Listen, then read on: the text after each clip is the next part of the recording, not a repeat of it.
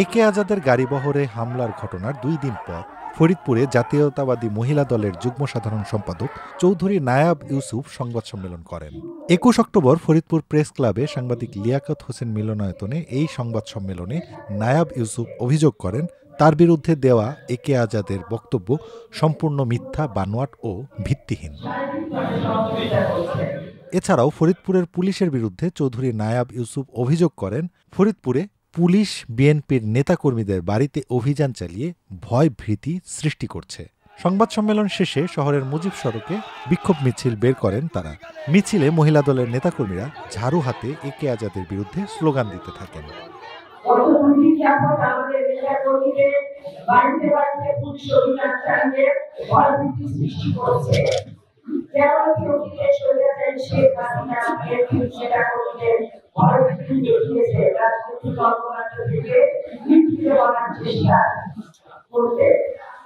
সংবাদ সম্মেলনের এসব অভিযোগের বিষয়ে এ কে আজাদ প্রথম আলোকে বলেন, সংবাদ সম্মেলনের নামে নায়াব ইউসুফ মিথ্যাচার করেছেন। এর আগে রোববার ফরিদপুর 3 আসনের সাবেক সংসদ সদস্য ও হামিম গ্রুপের ব্যবস্থাপনা পরিচালক এ কে আজাদের গণসংযোগ স্থলে হামলা করেন স্থানীয় যুবদলের নেতাকর্মীরা। এ সময় পুলিশের হস্তক্ষেপে এ কে আজাদ ঘটনাস্থল ত্যাগ করলেও তার বহরের 2টি গাড়ি ভাঙচুর করা হয়।